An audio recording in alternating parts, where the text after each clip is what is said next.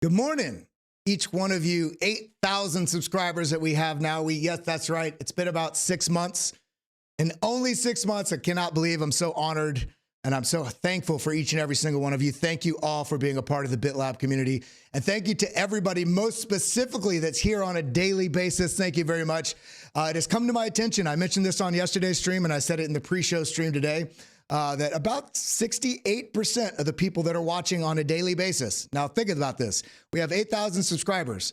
About 68% of the people that are watching on a daily basis, that means they are returning, not just a random click-ins and click-outs. People that are returning, 68% are not subscribed. So what are you doing? Get involved. Hit that subscribe button. Join us here. We've got 8,000 people that are subbed, that are not followers of this channel, but we are all part of the same community. And what is that community? That community is empowerment. That community is education. That community is humble desire with ambitious curiosity to figure out what the hell we need to do to make sure that we can be a meaningful part of this space. And you know what the best thing you can do to be a meaningful part of this space? Educate yourself so that you can grow your portfolios. Because if your portfolio grows and you're doing it in a meaningful way that you can repeat, that you can be consistent, then that means that you are going to be one of the best, I hate to use the word missionaries, but one of the best PR campaigns ever in this space for other people, your friends and families and other people that ask you questions or give you the wrong information.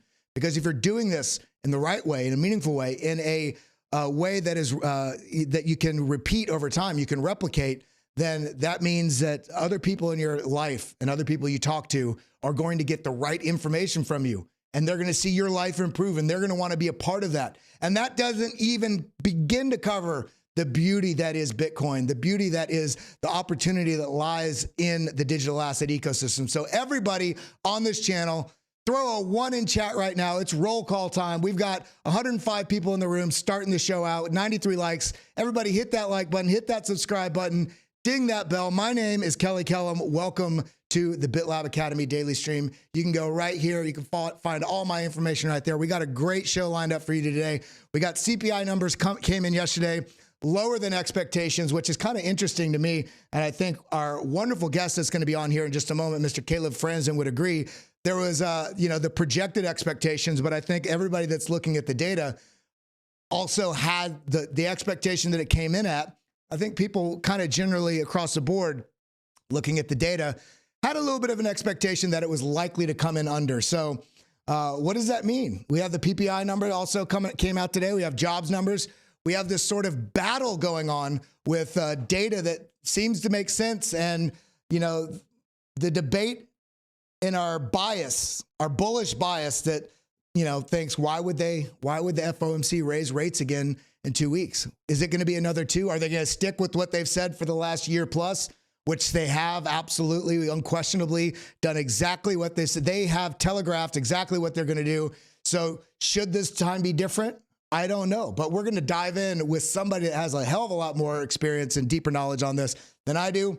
I'm only going to be a conduit of that to share this stuff with you. So everybody hit that like button, hit that subscribe button, ding that bell, get involved. And here we go right here. Make sure you're following me right here at Kellam. Look for the blue check, look for the hit logo, as you can see right here. Make sure you're following the correct pages because there's so many fake profiles out there. And then of course, make sure you come over to the BitLab Academy page here at Academy BitLab. Looking for the gold check. Look for the hit logo.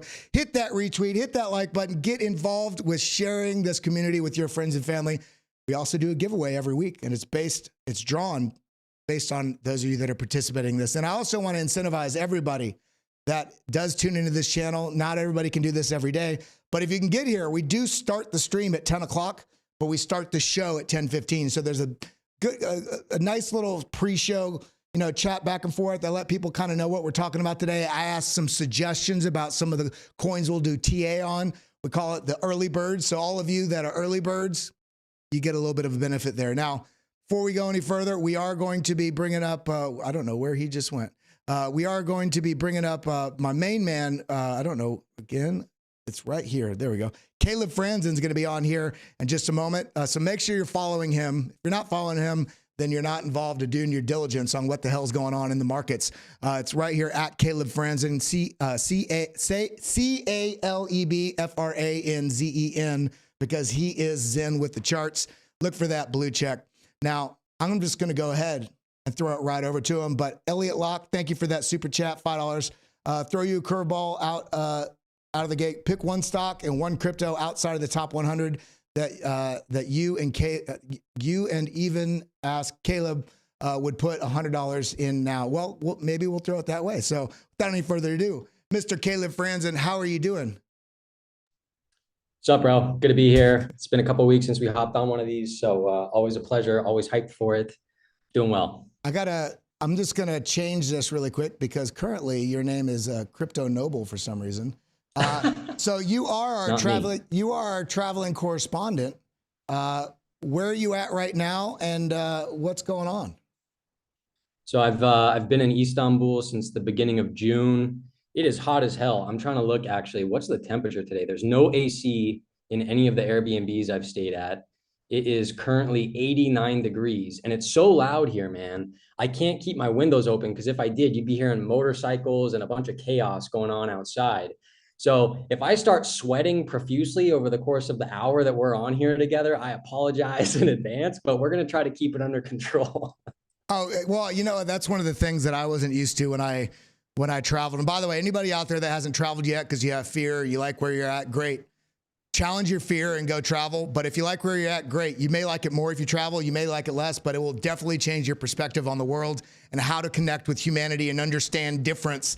And one of the most basic things there, and this sounds stupid, is I grew up in Texas, and every house I've ever lived in had central air. And I could not believe when I went to other places, you know, people like have an aversion. It's not like it's just not there. They don't like the AC. So it'll be 87 degrees outside and they'll just have a window open. I'm like, bro, man, like, can I get a fan with some water? Like, you know, how are you doing this? So I definitely hear you there. So what do we make of this? What the hell's going on with the CPI? Does this mean no? Does this mean no rate hike? Does this mean we're going to continue that narrative that Jerome Powell's been saying? What do we make of this? What's your impression on what's going on with this? So unfortunately, I think we're still going to be getting that rate hike at the end of this month. I think that will most likely be the last one. You know, the Fed has been talking about for months and months and months, basically a year, that they want to see the whites of inflation's eyes. We're seeing it right now. You know, we've clearly been within a disinflationary trend, certainly for the past, 12 months. I thought I was kind of late joining on to that disinflationary trend in December of 2022 when we got the November CPI data. But still, man, underneath almost every single post that I do talking about disinflation, there's someone on, I'm calling them Team Sticky Inflation, who's still pointing out, oh, well, look at car insurance accelerating. It's like, yo, really now we're talking about car insurance? I was on a space earlier this morning. Some lady was talking about how weather conditions are going to cause CPI to reaccelerate. I'm just like, this is just bananas to me. They've found every reason over the course of the past 10 months to point their finger at something that's going to cause inflation to either be sticky or reaccelerate. And it hasn't happened. And it's a perfect case of cognitive dissonance. People are not, actually reflecting on where they went wrong. And they're just screaming at the market louder and louder than they were before in order to protect their own ego and their own views that they've posted online or talked about on podcasts. One of the things I talk about is it's okay to be wrong, especially as an analyst. I'm going to make calls all the time that are incorrect. But our job as an analyst is to change our mind when the facts change. So it's okay to be wrong. It's not okay to stay wrong. And so the latest inflation data was, in my opinion, case in point that we are firmly within disinflation. We saw the fastest deceleration in the shelter component, which makes up 35% of headline CPI and 41% of core CPI. And even still, it didn't really fall that much. It went from up 8% in May of 2023 to up 7.8% in the June data. So, I mean, if we use private market housing and rental data, and we just swap that out for the shelter, or swap that in for the shelter component, but we leave everything else within the consumer price index the exact same. Headline inflation is like 0.5% year over year.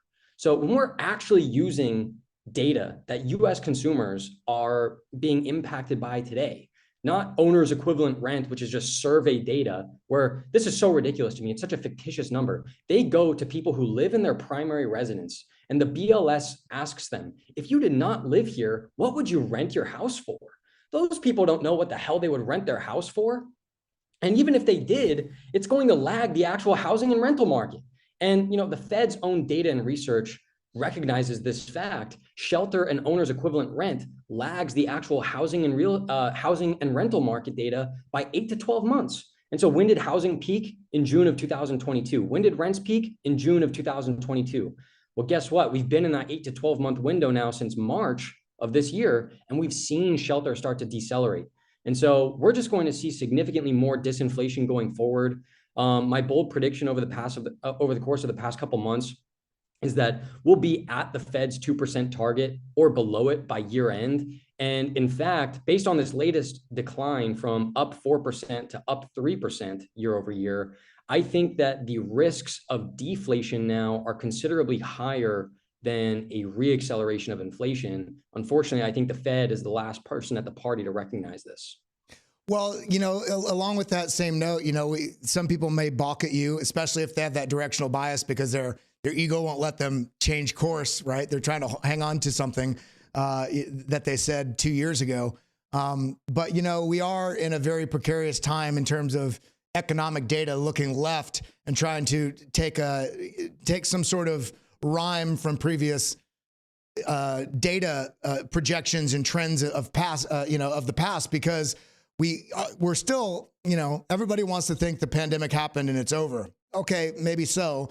But the data that is derived and sort of broken out of every trend we've ever known in that March 2020 period, and then the after effects of that from the global economy shutting down and supply chain. We've talked about all this. We don't need to repeat it all again, but it's really confused people as to how to pull insight from what's happening now based on previous price action or data action. But along with the shelter component you just said there, one of the other metrics I saw, I think you may have posted this or at least retweeted it.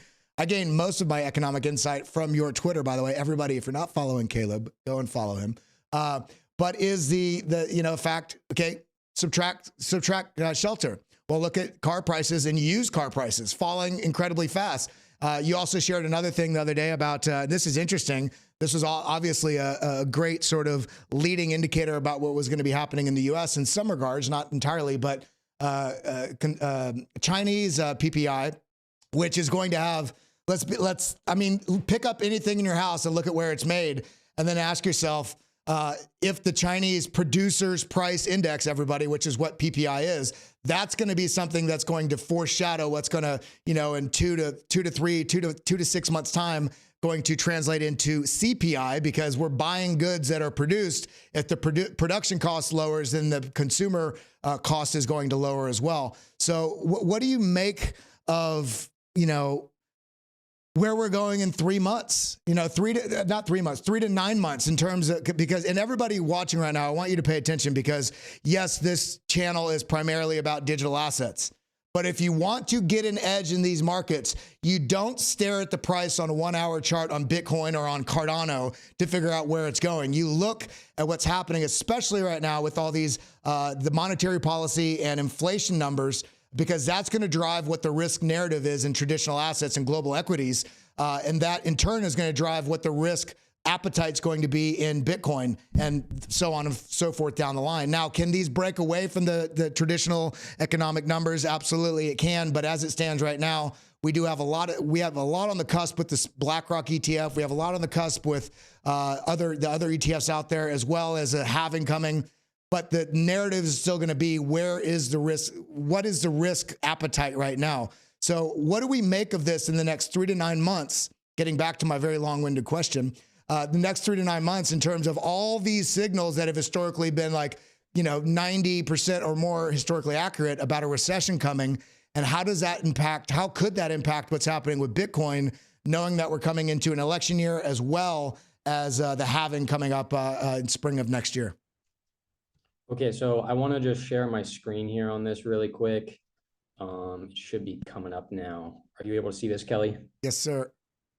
Okay, perfect. So, we're talking about leading economic variables, right? So let's think about where CPI is headed next. One of the things that we could glean is, where is the ISM services prices paid index?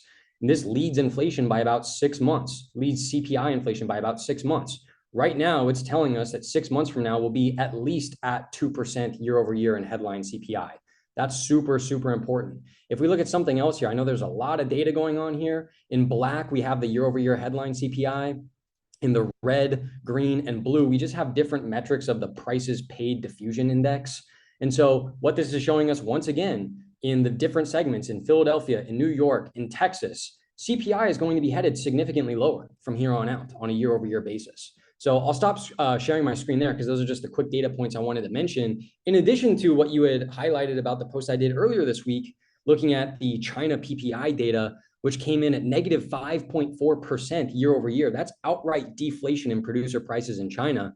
That was well below estimates that were, I think, at negative 5%. So look, disinflation and or deflation globally is happening much faster than a lot of people expect. I know that there have been pockets of stickiness in places like the UK or whatever the case is, but in most places it's declining quite rapidly. And so let's tie this into markets. One of the most bullish environments for risk assets, growth stocks, technology stocks, probably even crypto, but the data is too, we don't have enough historical crypto data to really confirm this, but we can extrapolate based on how equities have performed. One of the best environments for equities, tech stocks, and growth stocks is a disinflationary environment. And what kind of environment have we been in? Certainly for the past, let's call it 8 months, disinflation, right? Inflation has been coming down lower and lower and lower month after month on a year-over-year basis. And we've seen equities rip higher. I think the NASDAQ is up like 39 or 40% year to date. I mean, my God, we're 7 months into the year and the NASDAQ is up 40% year to date. Like, what are we talking about here, right? I think the S&P is even up over a crypto pump. Dude, 100%. I mean, even look at Bitcoin. It's up 86% year to date. And people are like so bored with the price action because we've been consolidating for the past 3 weeks. It's like we have no enthusiasm with Bitcoin trading above 30,000 after, a 65%, 70% drawdown. Man, I don't know. I'm bulled up right now. I think when we look at equities and the S&P 500 trading above those August of 2022 highs, check my pinned tweet on Twitter on my profile. I've been talking about that since we broke above those August 2022 highs. So long as we stay above there, I'm long and strong. Look at all 4 of the major equity indexes in the United States. All of them are trading above their 200-day moving average. All of them have a positive slope for their 200-day moving average. Look at Bitcoin rebounding on the 200-week exponential moving average, the 200-day exponential moving average, the short-term holder realized price. Short-term holder realized price is rising. Same with long-term holder realized price. It's just like, my God, all the data is screaming us in the face. And look, one thing I've been talking about for months now is, well, maybe not for months, maybe like 6 weeks, is that the most bullish thing that can happen for the S&P 500 and the equities market in particular going forward is a 5 to 10% decline. Since I've been sharing that, do you know what the largest decline has been in the S&P? Down 2.5%. The market has given no one an ability to get in. And so everyone's having to chase this thing higher, but no one's chasing it higher because this is a rally of disbelief. No one trusts in this rally. And hey, maybe there's valid reasons for that distrust, right? I'm not saying it's up only from here, but I think when we look at the weight of the evidence, the aggregate data, it suggests unequivocally we're in a new bull market right now. Could that change 1 month from now, 3 months from now, 6 months from now, 12 months from now? Absolutely it could. When the facts change, my opinion will change. But right now we are unequivocally in an uptrend. Everything is making higher highs and higher lows. Even the equal weight S&P 500 is up significantly year to date. Even the equal weight NASDAQ 100 is up significantly year to date. Industrial stocks hitting new all-time highs this week. How the hell is that bearish? Industrial stocks are hitting new all-time highs right now. What are we talking about? This is no longer a bear market. It's no longer a bear market rally. This is an uptrend. So you can either participate or complain about it. And on top of that, you can also manage risk. So that's the name of the game, right? We're here to participate in the trend and manage risk within that trend. So if you're not doing that, I'm not sure what you're doing. So no, that's a great point. So, and now I have a sort of rudimentary question here, because as you know, on this channel, we like to, we'll talk alpha all day long, but I want to make sure we're always throwing ropes back to the beginners, just to make sure everybody, because, I was talking with I had a long interview I did with Dr. Jeff Ross. We released yesterday here on BitLab. And then also on, we did a clip of it on the BitBoy Crypto channel. And we were talking about, a number of things in the markets, but in terms of inflation, here's a question that people have asked me, and I'm curious what your answer is here and how you would distill this. Can the inflation come back down to 2%? and it like how not can it get back down to 2%? What is that? What would you say that is a true measure of? Because is it only, especially think about how high inflation was a year ago, you know, year over year inflation, is that reduction back down to 2% still going to be the 2% of what price was a year ago? Because we're never going to really get the price back to 2% what it was pre-COVID 2020, because the price has gone up since then. And so there's still going to be a base level of inflation that's going to be baked in every step of the way. Is that a good way of thinking about it? For sure. So inflation is just a rate of change of prices, right? So it's a derivative of price. And so we're measuring prices today versus where they were last month or last year. And that's what we call inflation, right? So it's super important to note this. I've been saying it all year. Inflation has peaked. Prices have not, right? So prices are still rising month after month after month after month. The consumer price index on the aggregate is still rising. It's just that the rate or the pace that of which it's rising is slowing down. I know it sounds kind of nuanced, but it's super important to understand this. Do not get it confused for a single second. We are never going back to the prices before COVID, before 2020. You can forget 2019 prices. We're not going back there. Yeah. You guys might remember your grandparents or like your great uncle telling you back in my day, you used to go be able to buy a cheeseburger and a milkshake for 30 cents, right? We're never going back to those prices either, right? So it's the same kind of dynamic. The consumer price index is a basket of consumer goods and services, and it rises over time. Look at the history of the CPI since the Federal Reserve's creation in 1913, and it's always rising. The Fed targets price rises steadily over time of 2%. So yes, we can get back to that 2% level, but that certainly does not mean that we are back at pre-COVID levels of prices. It just means that prices are increasing at a pace of 2% year over year. Yeah, so it's a good and unfortunate thing, because let's be honest, you'll know this better than most with all the charts you look at. 2% from last July means that we're still cooking in probably about a 14% rise from 2 years before that, right? And the interesting thing about that is income and cost. I mean, you can look at something as just one chart. Look at the cost of education from 1970 to today, and the cost of income that has risen at a much, much more suppressed sort of level, or the cost of housing. When we look at our parents and we say, man, they were married, owned a 4-bedroom house and had 2 cars and no debt when they were 25. Well, the cost of a house back then comparatively to what the average GDP per household was is a whole different story, and also you look at the devaluation of the dollar since the 70s. This is why, tying it back into digital assets and Bitcoin, this is why Bitcoin is a whole nother paradigm, because of the fixed supply. The inflation is basically reduced over time on each halving. There's coins that are basically, in a way, there's a burn every day, over the course of every year when people I don't want to say misappropriate, lose, die, whatever, those coins. So it's the best monetary asset in the history of the world that has, a trustless system in it. So anybody that's still on the fence about getting into Bitcoin, I would argue that one, you either haven't read yet, you don't have eyeballs, or you are just completely hard-headed because you're not paying attention to the data that's there. So with that being said, what charts are you looking at right now? What sort of sauce can you share with us? We can look at a couple of traditional assets, and then also, of course, what you're seeing on Bitcoin. And of course, something we have to talk about today is the DXY dollar index has broken below the $100 mark. Where do you see that going in the next year? We can look at all these things and more. And by the way, everybody that's here, if you haven't yet, make sure you head over to Caleb's page right here at Caleb Franzen. You can see right here. And if you haven't yet, all of you that just tuned in, make sure you're coming over here and following and retweeting the BitLab Academy page. You get entered to win. We draw every Friday. And of course, follow myself here at Kelly Kellam, KELOY, and if you haven't yet, check out bitlabacademy.com. There's still that coupon code, give me 30 for the all access courses and premium Discord. And of course, if you want to get the BitLab Pro, it's all the indicators and all the courses and the premium Discord for about 30% off every month. Just click enroll now, which on your screen will be right here. Now throwing it back over to you now that I think you'll be getting some things pulled up. Awesome. So real quick, the final part of your question was talking about the US dollar index. So let's just go ahead and start with that.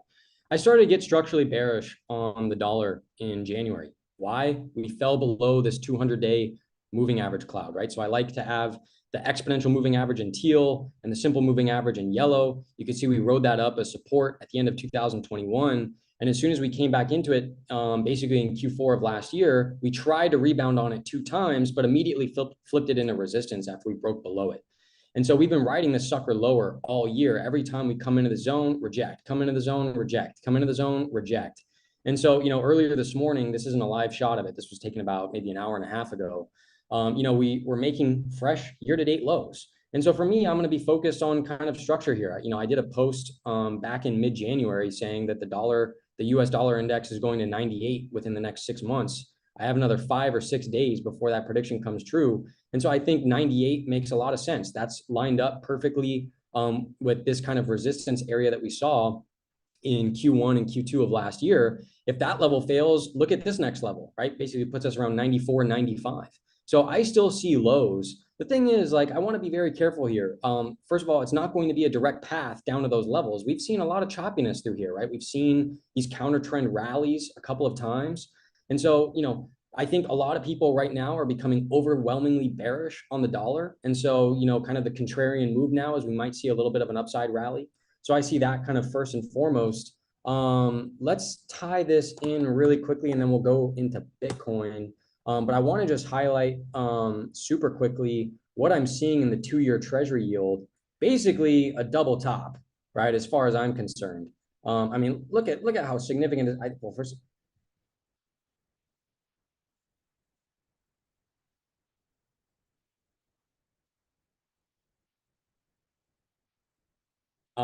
yields and asset prices have an inverse relationship, all else being equal. So you could see how significant this run up was in 2022. What was Bitcoin doing during that time? What were equities doing that time? Selling off significantly. And since this thing has kind of been trending sideways now since last November, I mean, a lot of assets bottomed last November, and in Q4 of last year. So this is really, really important. I think this goes lower from here.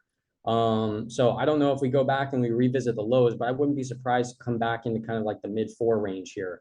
So I don't know. I think that's important to kind of have on everyone's radar regardless. But let's just go back to Bitcoin here really quick.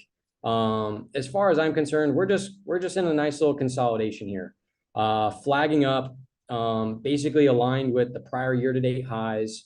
The market is just digesting this massive gain that we just had from 24,800 all the way up to 31K. So, markets trend in 3 phases. They go through an extension, they go through a consolidation, and then they go through a trend continuation move.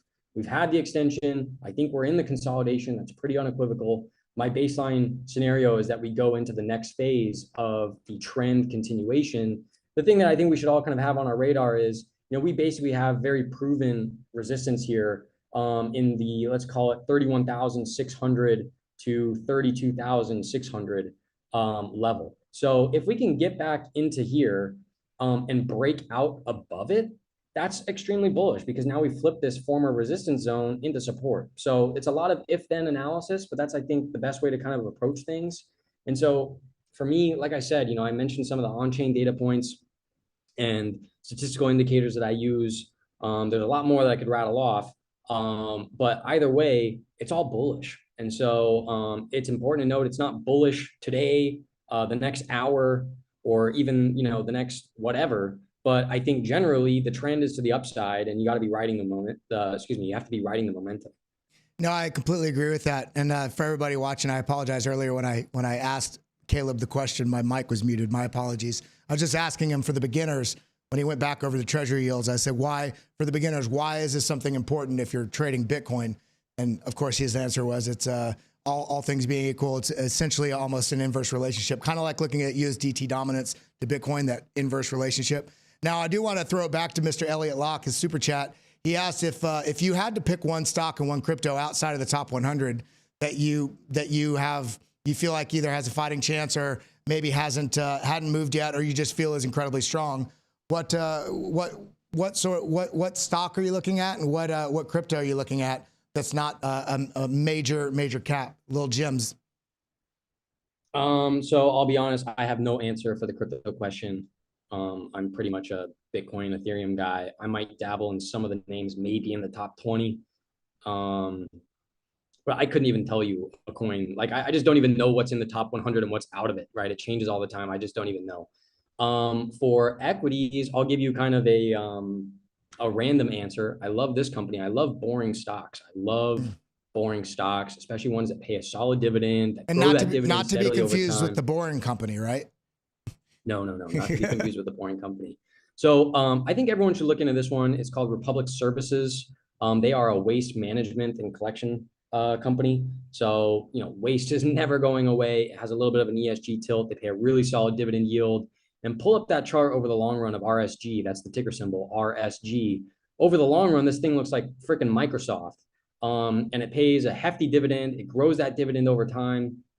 Go ahead. I was going to say that's something I actually wanted to touch on today, and I completely forgot. What do you make of I don't know if there's any further developments, but the attempted block, I don't know if it went through, of the Activision Blizzard Microsoft deal. Has that caused any waves? I thought it got approved. I thought I read something. Let me look. I'll look on this. This is Microsoft Activision. Let me look on. By the way, Caleb, if you don't use it, I'm going to change your world right now. Have you ever used News Now? No. So News Now is, I'm going to share my screen with you, and I'm going to share it with everybody else right here. Let me go ahead and share my screen. It's right here. Okay, you'll be able to see that. So newsnow.com, and I'm going to throw it to everybody so they can see it as well. This basically, you get all these different basically subtopics. And for instance, if you click on crypto, it automatically aggregates from, everything from Yahoo, Bloomberg, FX Street, Financial Express. The list is endless of how many different places it pulls from. And it shows you can do top stories. You can look at latest news, and it's pulling from everywhere, so you're not having to search. So Twitter's great too, because you get a lot of quick things that people are sharing. But if you're trying to look through the news, you can also see what the most read topics are. And for instance, if we're talking about business, come over here to business. We can see kind of, things that are happening that are, highly read topics from across the globe and different news outlets. Now, in this case, let's look at Microsoft, Activision, see if there's any. Let's see. See, FTC appeals a court ruling in Activision. This is what I was talking about right here. I guess maybe.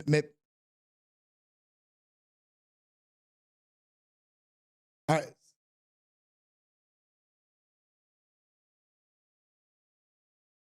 Yeah. So I guess we'll have to see how that plays into things. But coming back over to your screen here, I think I need to cancel my screen share. I'm not sure. Hold on. There we go. You're back.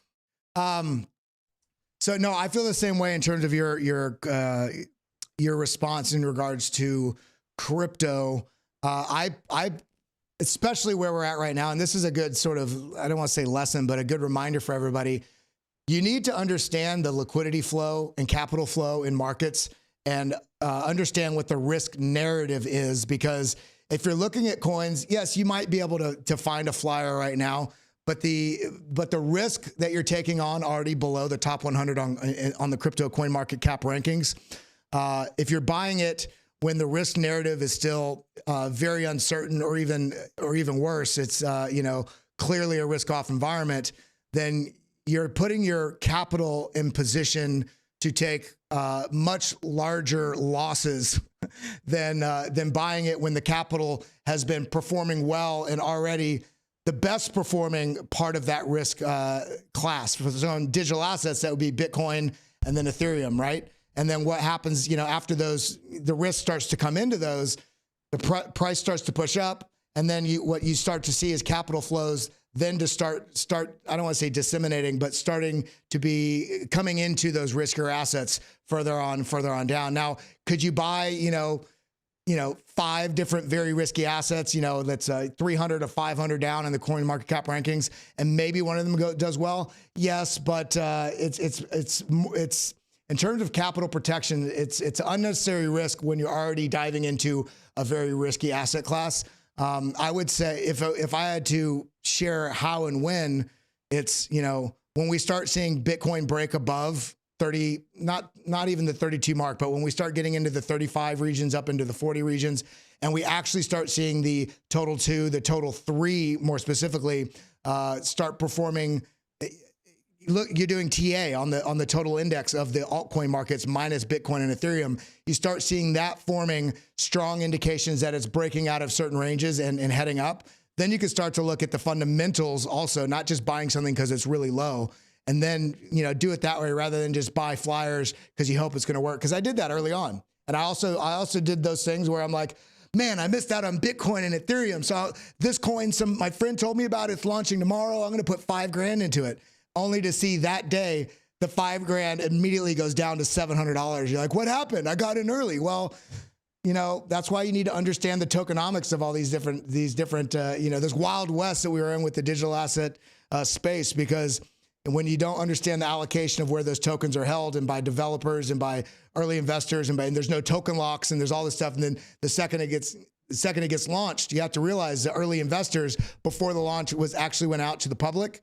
They got in on 10 cents on the dollar. So the second it launches, they basically take their liquidity out and it drives the price down. So I just want everybody to be a little bit more patient. Now, I don't want to hold you all day, Caleb. I want you to get out there and continue being the investigative traveling reporter that you are. But before you go, do you have any other thoughts that you'd like to share? Any other charts? Is there any key on-chain charts you've seen lately that you feel like are worth sharing? Nothing's really sticking out to me because we haven't had any like major key developments. It's just been a continuation of what we've been seeing all year. I think for me, I'm not much of an on-chain guy in the first place. I'm much more based in, you know, kind of TA and fundamental analysis with my approach to things. But when I do look at TA, especially for kind of analyzing price action with Bitcoin specifically, I'm always looking at the short-term holder realized price and the long-term holder realized price. And both of those look fantastic to me. They've been looking fantastic, specifically the short-term holder realized price since January, continues to trend higher, march higher. So for me, I think that's a great sign. I'm very bulled up across the board. You know, I've been trading Bitcoin miners pretty much all year to the upside, whether it was CLSK, HUT, DGHI right now, Riot right now, Mara. I've been in almost all of them, even BITF. I haven't missed on a single one of those trades to the upside, as well as, you know, the altcoin positions. I've definitely taken losses on the altcoin trades. But again, I'm just managing risk, right? So even in those altcoin ones, you know, I'm taking max losses between 5 and 9% at most. And so I think that I just don't want it to be misconstrued that Caleb's bullish. So abandon all reason and logic and risk management because things are just going higher. No, don't do that whatsoever. Manage risk, manage risk, manage risk every single time. But just recognize that the trend is your friend. Everything is making higher highs and higher lows. I don't want to say everything, but the things I pay attention to are. And so, you know, from that standpoint, pick your spots, manage risk very well, manage it tight, understand where your stop loss is, understand what your upside target and or targets are, calculate what your risk reward is, and take the most attractive trades. And if trading's not your style, that's fine, man. Zoom out, dollar cost average into Bitcoin, dollar cost average into Ethereum, forget everything else. That's just my opinion. And you'll be happy with yourself 5-10 years down the line, most likely. Look, I was on the phone with my mom a couple of days ago. Is this about the tweet you just put out? I think that's no, not exactly. But she's like, oh, like there's this boat on sale, this sailboat. I really want to go buy it, and it's like a $20,000 sailboat. And I'm like, okay. I was like, look, you can buy that $20,000 sailboat, or you can buy $20,000 worth of Bitcoin, and it'll be worth 750 grand 5 to 10 years from now. And so you rather sailboats, yeah. Yeah, that's exactly what I told her, Kelly. So I was trying to teach her the time value of money, right? I was like, look, you don't need the sailboat right now. Just buy 20K of Bitcoin, forget about it, and come back, and you'll be able to buy a yacht. You know, get the yacht, don't get the sailboat. So, you know, that's kind of my mindset on things. I don't like to overcomplicate it. And so it was a great time being here, Kelly. Thank you for having me. And definitely everyone keep an eye just on what I'm pushing out on Twitter, because I think I can provide a little bit more nuance there. Don't hesitate to reach out over DMs. They're open. More than happy to respond and talk with you one-on-one. And for everybody out there, if you haven't yet, I know there's a lot of free material out there. There's a lot of free content out there, but it is worth, and I'm not shilling, I'm just sharing good value here. It is worth people that you find some sort of trusted value because you respect the voice that they have and the way they organize their thoughts and articulate them. Caleb has one of the best newsletters in the space that breaks down not only Bitcoin, but also what's going on in the traditional markets, because all these things are tied together.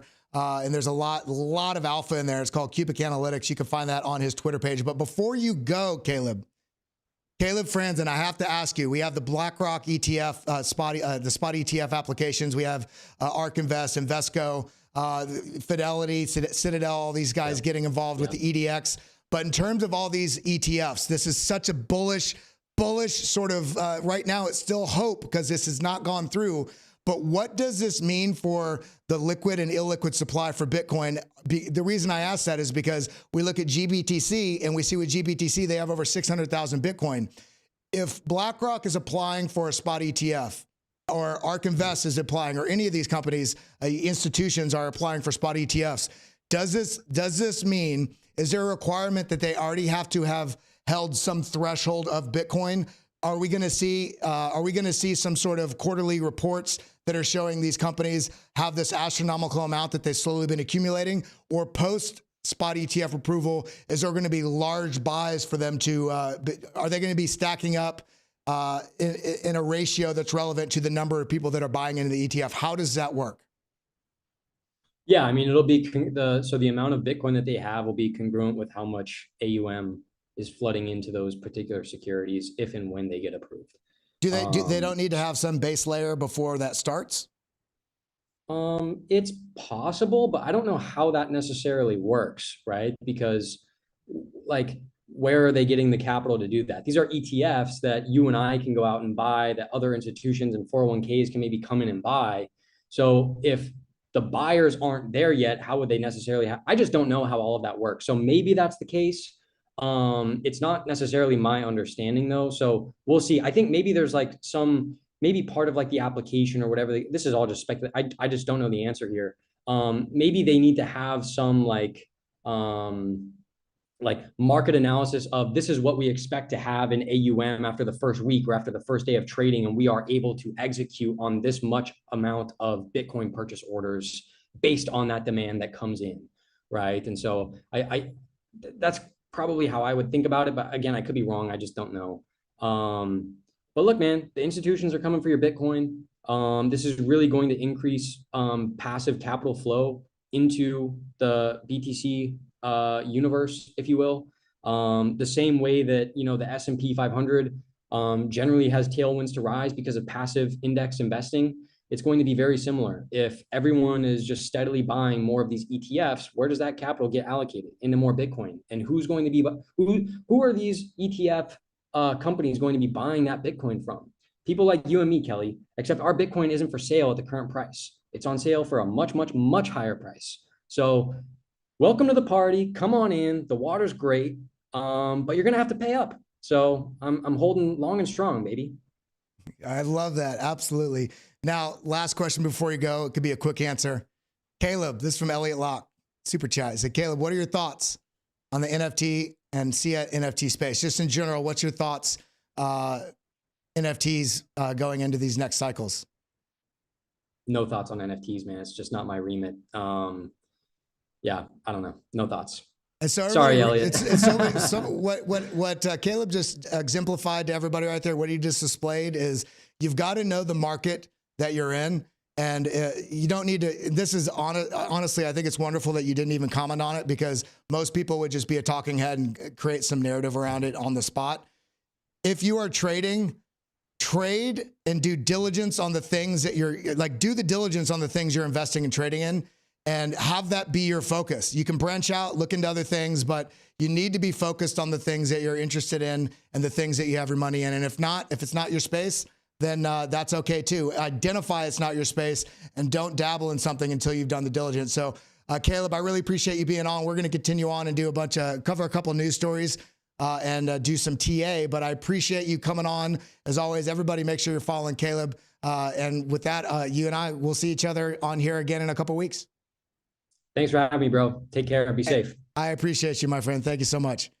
Everybody, how great is Caleb? It's so wonderful always to have him on. Such a balanced mind, articulate, and the experience he has with the traditional markets as it applies to Bitcoin and digital assets as well, and especially this time and age right now with all this focus on inflation, monetary policy, where the economy is going, and how, especially that now that Bitcoin is maturing, how these things are, providing impact into what's happening in the price narrative of the space. So with that being said, we got a couple things we want to cover really quick, and then we're going to dive in and do a bunch of TA. But if you haven't yet, everybody on this stream right now, we've got, let me see, we've got 191 people in the room, 148 likes. Every single one of you, hit that like button, hit that subscribe button, ding the bell. We've got, as I said earlier in the show, we've got about 70%, 68 to 70% of the people that watch on a daily basis are not subscribed. So what are you doing? Get involved. We just broke 8,000 as well. So big shout out to everybody that's been here. And of course, let's go ahead and dive on into what we want to talk about and then do some TA. First things first, U.S. government moves $300 million in Bitcoin seized from the Silk Road. So what does this mean? Well, essentially what they're talking about here is the U.S. government linked to the U.S. government, basically the Bitcoin that they seized from Silk Road actors, people that are within that, transferred over 300 million in Bitcoin, causing a brief dip in Bitcoin's price. Now, I think this is a non-story. I only brought this up because people are going to see this and think, oh, this is like, there's no narrative around this. They've signaled almost a year ago that they were going to be selling some of the coins that they've had seizure, which in all honesty is the stupidest thing they could do. They should just hold it for 5 years and then, basically reduce everybody's tax burden for the next 10 years, because the amount of money this is going to balloon to if they held it would be incredible. But let's be honest, what are they really trying to do right now? They don't, they see Bitcoin as a threat to banks, especially. It's not necessarily the government. The government is bought by the banks. The banks are putting pressure on the government. This is what they want to do. They want to basically keep the prowess of the US dollar, but we see how that's going, because we could see on the chart, the US dollar is not only falling, but it's losing its sort of trust on the global trade, in global trade awareness. I don't know what the word I'm looking for is there, but so this is essentially a non-story. They're going to be divesting another 1.1 billion. But when we look at what's happening with this is actually the perfect time for them to do this, because if we have institutions coming in, if we have spot ETFs approved, the amount of capital that's going to flood in, maybe they're just going to be buying it from the government. And then once again, the corporations are making smarter moves in terms of fiscal policy for their individual corporate entities than the U.S. government is. So I think this is a non-story. I just wanted to highlight it because I think some people might see this and get fearful from it. If anything, this is actually incredibly bullish, because I would love to take Bitcoin off the hand of the U.S. government. It just further exemplifies the stupidity by which they're operating. 1 second, I got to plug in my computer.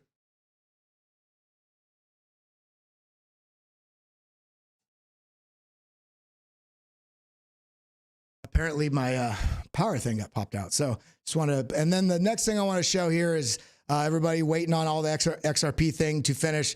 This is a speculative story in terms of what it means, but XRP attorney to withdraw from U.S.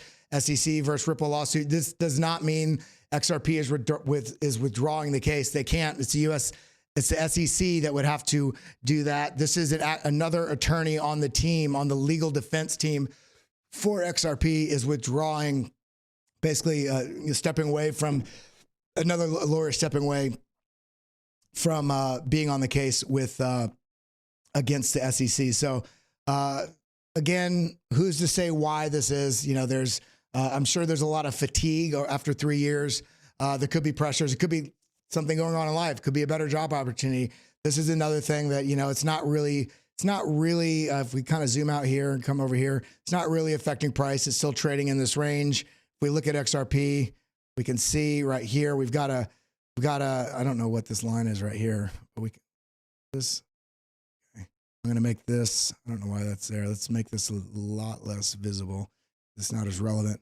We're still coiling into this space. The question is going to be, once we get towards the end of this area, will price fall. Now stick around because at the end of the show, I'm going to wrap the show out with Ethereum and then Bitcoin, but we're going to do some alts leading up into that. So everybody hit that like button, hit that subscribe button, ding that bell. Let's do some turbo TA on a bunch of coins before we wrap the show out. And again, I just want to say how much I appreciate each and every one of you that are here on a daily basis, especially those that are here on the early birds, the pre-show, 10 o'clock to 10:15, chatting in here, letting me know what alts you want to look at. That's how you get these alts viewed, everybody. Get in here pre-show, get involved, and we'll see that. And by the way, make sure you're heading over to the BitLab Academy's page right here at Academy BitLab. Hit that follow button, hit that retweet, hit that like button. This is how you get entered to win the different contests, not contests, but the drawings we do every Friday. And then, of course, make sure you're following me here at Kellam and checking out BitLab Academy if you haven't yet, if you want to take your education deeper. Now let's do this turbo TA. XRP, we're looking at the 4 hour. We're going to look at 4 hour and 1 hour on all these. So we're coming in right here, still coiling right in the zone. We've kind of been, plus or minus a few cents on this range for, especially as we coil into this. And look at this. We have on the BitLab volume right here, we've got two basically massively bearish order blocks right above us, resistance, as well as two bullish order blocks right below us right here. And we're also coiling into this range. It's kind of interesting to see this play out. So it's going to be interesting to see what happens once we break this level. If we come down and find support here and then continue back up, this is kind of a very poorly drawn line. We've got two lines here that we can draw. This line, and then let me go ahead and double click this. Boom, boom, boom. Go dotted line. So as this coils into this region, we want to really pay attention to what's going on. If we lose this level, we may get a little bit of a fake out, but if we lose this level, I honestly think it'll probably break down a little further. And if we try to figure out where that would be, here's a low here. So that's a region. Here's another one. Let's option F, bottom to top. So look at this. We are bouncing right on this golden pocket right now. If we lose this level, I think we're going to come down here into this region down here into the 44-cent range because we have the 786 here as well as this previous low. This region would be, if we were to bounce here, this would be the more bullish case of a bearish pullback. If we lose this level, then we're likely coming down to retest these lows over here down in the 42-cent range. And of course, if we break below that, then we may be coming all the way back down here to the 38 cents. So that's what I'm seeing on XRP. If we break above this, then the next level, the next sort of regions up are the 49, basically 49.50 cent range. 49 cents is also this previous high as well as the 382 right here.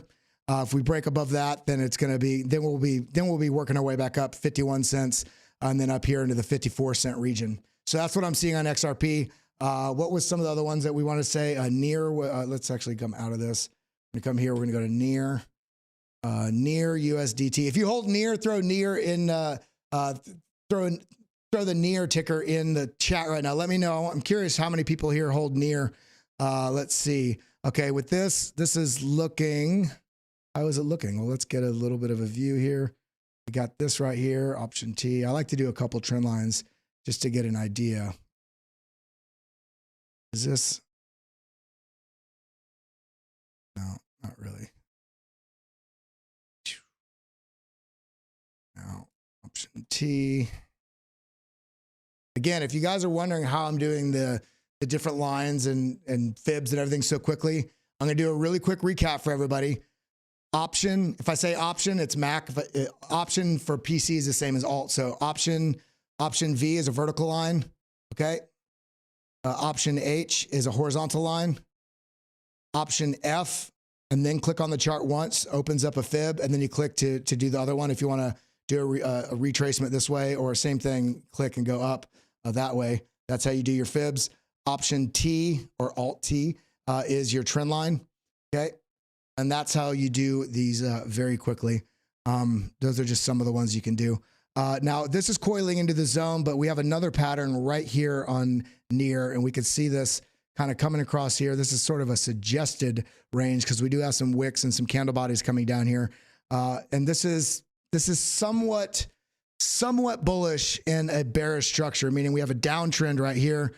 We have a downtrend right here, but we do have a little bit of a bull flag right here within a bearish trend. So I'm not going to lean super bullish on this. If this were to break above this, you know, we've got a number of levels here that we could be watching. So if this came up, we not only do we have these bearish resistance order blocks right above us. If we broke into this, I think it'd be a likely rejection at this 1.38 level to likely come back down. Maybe find some support in this region at $1.30 and likely lower. If there's a bearish narrative that plays out in the digital asset space, if Bitcoin starts ripping up, I think this could start to work its way up, but we have a lot of work to do above us on near, and that's right here at $1.39 all the way, you know, and then we have some chop in here, but we can come here, do option F from the top to the bottom. Our golden pocket's all the way up here. I don't think that's going to happen. Let's try a different fib. Let's do it from this level right here. Okay, this level right here gives us a golden pocket right here, right above this level, this $1.39 level. The golden pocket's actually $1.41. So could this be a range that we could be expecting to find some resistance in right here? You know, I don't know. Let's go ahead and make that another color since the order block is, there we go. But this also would align with the price action if it did work its way up here like this, potentially coming up here towards this trend line. But this is going to be a major point depending on where we hit it. We can have some indication. But this is giving a little bit of some very small time frame bullish feels. And we're getting a little bit of higher lows here. But if we do lose this level, then the next level down is $1.28. $1.28, because look at this. We have the $1.27.8 right here is a high, and the low is kind of right in this region too. So $1.28-ish. If we lose this level, then likely coming down into this zone down here in the $1.23 to $1.24 range. That's near. Now, what was, you guys wanted, was it Casper or Caspa? Casper? Let's look at Casper first. I don't know if we've ever looked at Casper. The Casper, yeah, this is very tight range. This is actually looking rather bullish because of this downtrend compressing into a falling wedge here. Now, it could be argued that this is not a falling wedge. Could be argued that this is more of a falling channel, but it's kind of the same impact other than the fact that the falling wedge gives you a terminal point that this is constricting into. So even if this wasn't the case, maybe this isn't the starting point, you could still draw a falling wedge from this portion right here. I'm getting a bunch of dings in my ear. What are the dings? I don't know. Okay, it's from something else.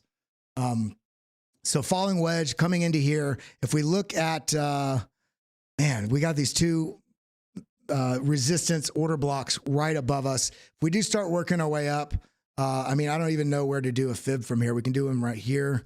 Let's kind of experiment. Okay, right in this region, we have a 382 and the 0.5. This whole order block is right between these two fibs. So probably a little bit of a resistance level if we came up into this area, but this is looking like it's leaning bullish. If we come over here and look at the MACD, RSI, stochastics, money flow is looking, it's kind of holding negative, but it's looking like it's trying to work its way back up. We have a little bit of a bullish divergence on the money flow. Stochastics are fighting a range right here. It does look like they're somewhat breaking out of this range, but it's coming back down. Is it going to test it and continue up? Meaning the strength is in a downtrend. It broke through this downtrend and it's maybe retesting, and then the strength is coming up. That would be bullish. As it stands right now, this looks like it's kind of, it may have a little bit more time to go to coil into this range. So let's revisit, potentially revisit this one tomorrow. If this does get rejected here, then the next level down is right below it, 35.7, 35.4 cents. Yeah, 0.0354. Now, trying to remember the coins that you guys said. Oh, AGIX. AGIX. What do you mean? What do you mean? There we go. Okay, let's go ahead and look at the BitLab trading stack. This is the updated guy. We've been working on this a lot. So we've got, okay, we've got a downtrend that we look like we're consolidating out of. It's right here. Downtrend. We are, it looks like we've broken out of AGIX. This is AGIX Singularity Net. We came down, found support on this order block that was printed here. Found support on this, have a W formation pattern, double bottom right here on this little mini bear trend on the smaller time frame. Double bottom right here with higher lows. And this has not only broken this previous high right here, but then also continued up, paused right on this level, and has broken through. And look at this. This is trying to test this previous high. Now, this is getting a little bit of a rejection here. We have this teal candle color right here, which is symbolizing volume agreeing with this push up. But then we get a little bit of a stopping volume right here with this yellow candle. And we also have a lower high here, finding right here. We want to see how this consolidates at this level. So option F, come down to the low here. This is, you know, tried to test this, but now it's basically holding right at what Army Piper calls the platinum pocket, which is a 786, which sometimes with the smaller cap coins, if it's not a major cap on digital assets, you could get a lot more volatile movement. So you can, it's not always going to be the golden pocket the smaller you go down. This sort of impulse to the upside, I don't want to say it's equivalent to a golden pocket on a larger cap coin, but it's somewhat similar. If we come up, if we're breaking through this, and then we get sucked back into the 786, we want to pay attention to this because this could be a potential reversal if that were to happen. Now, we're getting a lot of volume here, so that's the difference here. And the fact that we have this massive downtrend here that we've broken out of leans in favor of the bulls in terms of this impulse. But we want to make sure that we're not just jumping in because this broke. This very well could come back, bounce on the golden pocket, or even come all the way back down to bounce on this descending trend line, which if this were to happen, we'd be breaking below this. So it would leave people feeling a little scared. So let's go ahead and look over here on the MACD, RSI, stochastics. Money flow spiked up, but sharp reversion down. Stochastics are above the 50 line. They're way up here. Way up here. Is this looks like we have some very light hidden bearish divergence on the RSI, meaning we have this option F. This comes down. But if we look at this right here, this, wait a minute. Yeah, be right here.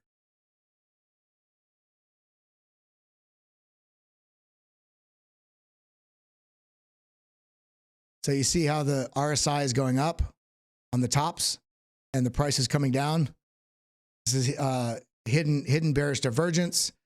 Stochastics are looking like they're, yeah. So, I mean, I would keep an eye on this. This may actually present you a better opportunity for a bullish reversal, like a continuation. And what we want to see is if we're looking on the 4 hour, when this comes back down into this range, what we want to see, let's look at like the 30-minute.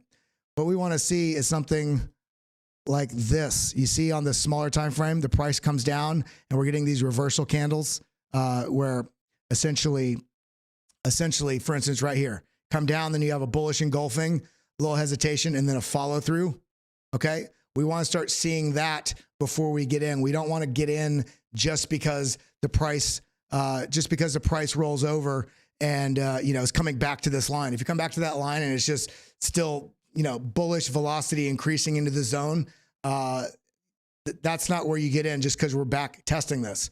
Wait for a little bit at minimum, wait for a little bit of confirmation in the price action on smaller time frames so you get better resolution on what the sentiment is of the traders here. So when you start seeing that reversal, then you can sort of calculate where you want your entry for a buy, and you get a better opportunity than buying at the top of this because you're chasing the candle. These people bought here because they're like, I don't want to miss it. And then it only reverses. So be a little patient there. If this does break through this level,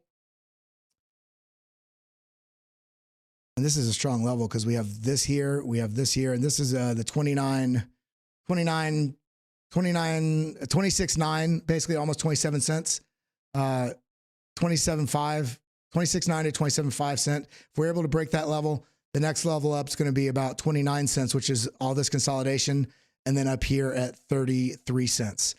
If we lose this level, I want to revisit down to 23.8 sort of area. If we lose that, then we'll likely come down and further downside. Let me come back over to Did you guys send me? I don't think you did. Stacks, I think, was another one you guys said you want to see. So let's see. Stacks, USDT. Look at this. Broadening wedge on the stochastics right here. Is this going to come back up and then come down? Well, I'm not sure. Let's go ahead and look. Not a lot of data here, but we can still do it. We have our trend line here. Rejection, rejection. Let's kind of make that a little tighter. This kind of gets, this front runs a rejection, but then this is kind of where it is. We could draw this a little bit more, a little tighter if we wanted. But then, yeah, this breaks out. Stochastics, they're trying, look, they are bouncing at the 40 line heading up. The question is going to be here, what is going to happen here? Because we're finding support right on this level. Look at this point of control on this view. It's also right here. We found a bounce at this level. And with this bounce, it's not really a line there, maybe here. I'd like to break this level here, which is, 68 cents, 68. It's going to be a little past 68, 68.2. Zoom in on it. We can get better. Kind of, we're attempting a break. We're attempting the start of a break right here on the 4 hour. The money flow is coming up. Look at this. We have a larger anchor wave, smaller trigger wave. Stochastics are trying to angle up, but they're starting to roll over here. This is a little concerning.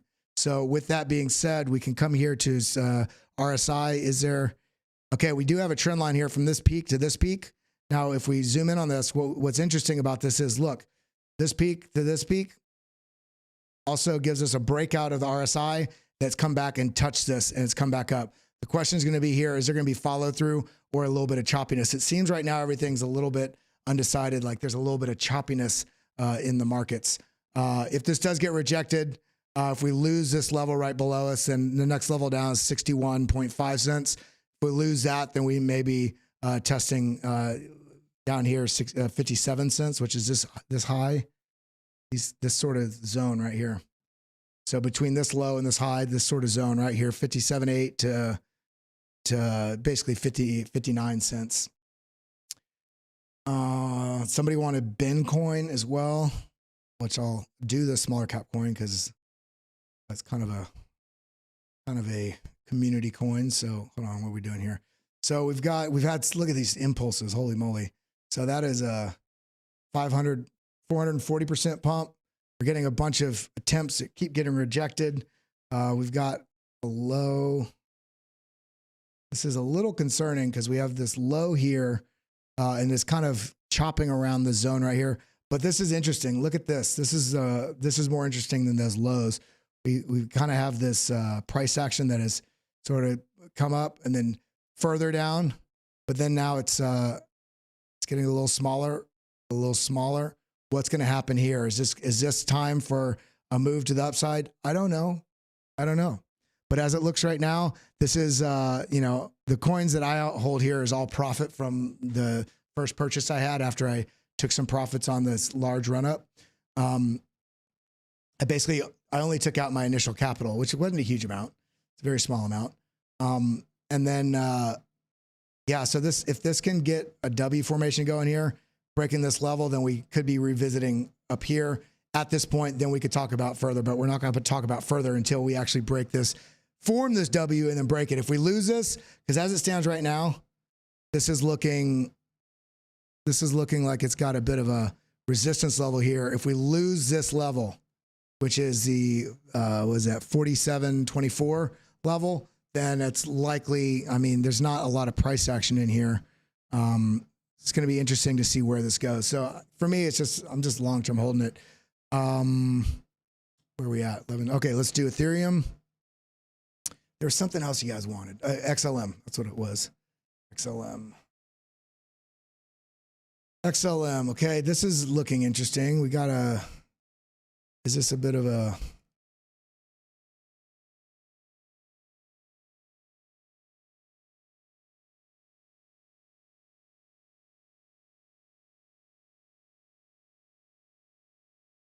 If this is a bull flag, the target on this would be, man, what is this?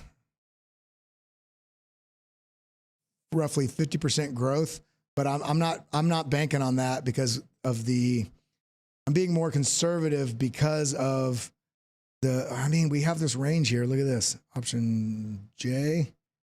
So no, it's not even a range. It's come on, chart. Could this consolidate in this for, I mean, how long would this be?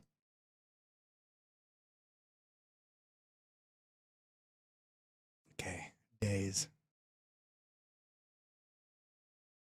Yeah, I hope this doesn't happen because this would be a long consolidation on XLM if that were to happen. But what we can see here, if we come back to the 4-hour,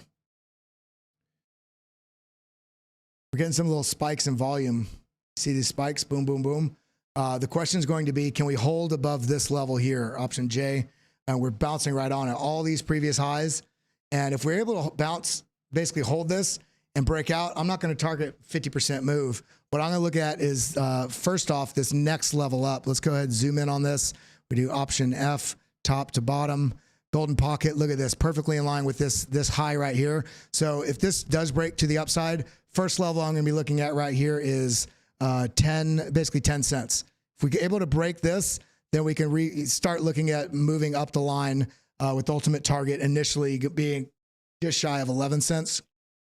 Then the next level is going to be right here, 11.5 cents. Then we could talk about a further breakout, but there's a lot of resistance at this level that is right here. So I'm not really looking at this ultimate target right now because of the pattern that it is in. If the market just starts to explode, then we can look at that. Let's see. I'll do this for you, Crypto JMP. I don't know what Koval is. I'm not giving a stamp of approval. I don't know anything about it. So maybe I'll have to look into it after the stream. Okay, this is looking like a stair step, potential further lower. My first impression, however, at the same time, we are seeing a bit of that rising wedge that this is broken out of. So the question is going to be here, can we hold this region that's right here with this high volume node as well? If we do, we got to watch a couple levels. That's going to be this level right here, 1528, which is his previous low. That could be basically a ceiling for this to kind of consolidate and then continue, or consolidate and get rejected. If we do break past that, then we still have to contend with these highs here, which is 19 cents. And then, I'm ultimately option F. I'm down here. Ultimately, if we break this level, break the 0.5, which is this high, the next level up would be 29 cents. That's if the bullish narrative really comes into this. If not, then what we could really see here, option F, go to the top. We look at this. We've broken through the golden pocket, came back up, got rejected, and came down. So this is ultimately actually quite bearish. So I would be a little cautious with this right now. And we can see we're getting an impulse, but we're sitting right here at the top side of the golden pocket. If we're able to break through this, maybe get rejected here, come back, test this as support, then continue, that would sort of reinvigorate some bullish sentiment. But as this looks right now, there is one sort of somewhat bullish thing here. We've got a falling, broadening wedge. If we can break up past this level and come up here, come back down and test this, we've not only broken out of this bearish pattern, this bullish pattern. The broadening wedge falling is a bullish pattern. If we break out of this and continue to break through this golden pocket, come down, find support on both of these, then that would ultimately set up a more bullish case. Now, somebody asked about Link. We'll do really quick on Link. Look at this inverted head and shoulders right here. Man, if we come right here, we're on the 12-hour. So if we kind of went like this is the neckline right here. That would put us all the way up at 8.62, which is essentially a 30% move. But if we come down here on the 4-hour, which is what we're looking at everything, we can say this is looking more bullish. This is probably one of the more bullish charts we've looked at.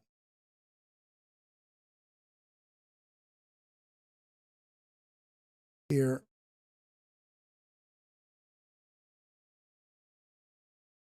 Next level up right above us, about 660, because this line would kind of be moved a little bit. About 660 to 662. If this rolls over into this, I'd look at coming down and retesting this support right below it, 638. If we lose that, then this support right here, which is 622. If we lose that, then we're going to test this level right here, which is 573. If we break through this, then the next level up is we can kind of look at these regions by price action. I'm just going to put a line through this, this sort of region. If we break through this, look at this. It's also corresponding with a high volume node. Here we go. We would probably move fairly quickly through this and up to about 7. That's what I'm seeing now. Really quick. Going to do ETH, then we're going to do a Bitcoin. And everybody hit that like button, hit that subscribe button, ding the bell. Thank you all for being here. This is okay. This is rejecting the idea of creating a shoulder here. If this continues to the upside, next level up is going to be right. It kind of, man, this is kind of hard to.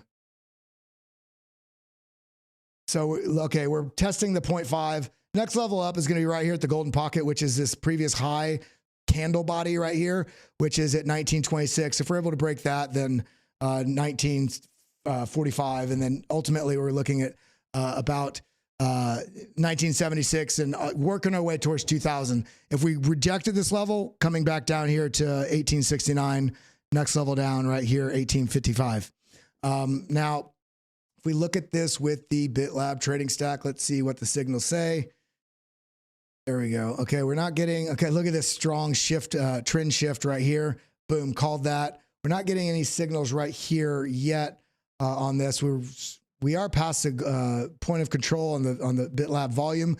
But if you look at this, if we take off this Fibonacci, we can see that we are sort of trapped in this range. We came down and we have this volume block right here that we've bounced out of. And now we're pushing through this, we're fighting to push through this order block, this resistance order block. If we're able to get through this, it would be ultimately very, very bullish. Okay, now somebody, and I'm going to just do this because he helps so much, but we're going to do one quick look at XRP moving or something. Holy moly. Talk about, was there good news? Let's go ahead and look at this really quick. Crypto, what the hell's going on there? XRP, latest news.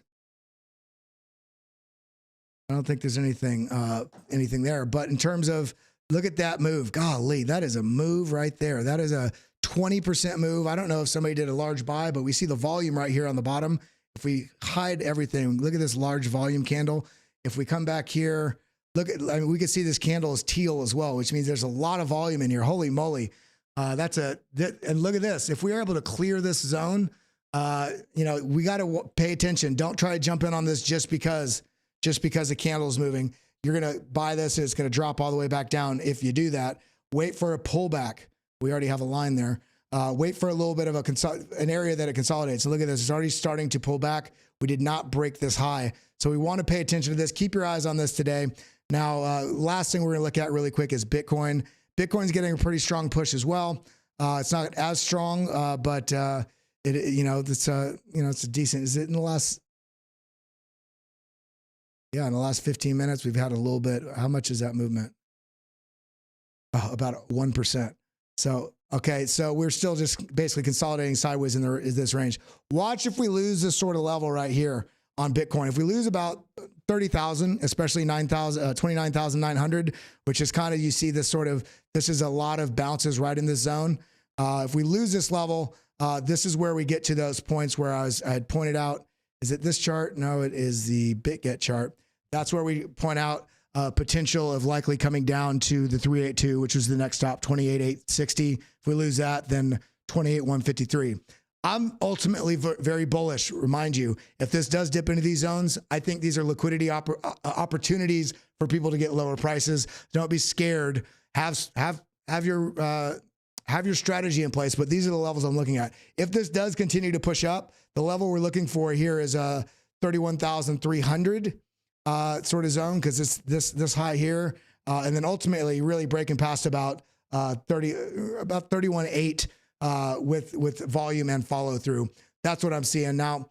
God, I can't tell you how much I appreciate each and every single one of you being here on a daily basis. If you would head over to that BitLab to BitBoy Crypto. The link for that show that I did yesterday is actually, let me kind of come right here. The link for that show that I did yesterday is right this right here. 72 trillion will soon be exposed.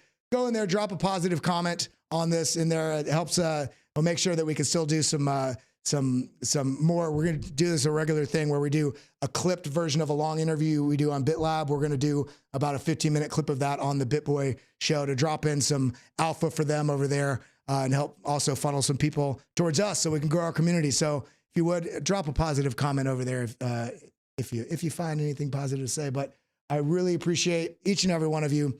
I hope you all have a wonderful day. Make sure you're checking out bitlabacademy.com if you haven't. You can start your education for free right here. If you click on this, you'll see there's 3 different options. BitLab Pro, there we go. BitLab Pro, which is all the indicators plus all the courses and future courses, as well as a premium Discord. If you want to sign up for free, it's right here. If you want to sign up for just all access to the courses in the premium Discord without the indicators, sign up right here. With this one, you can use Give Me 30 for 30% off your first month. By the way, BitLab Pro automatically has about a 30% discount every month, so you can get everything that we have for under $100. But I think right now, that's all I got. I hope you all have a wonderful day. And I guess I'll see you in the next episode. All right. Adios, everybody. Adios, muchachos. Thank you for coming. Thank you for always tuning in. Hit that like button, sucker.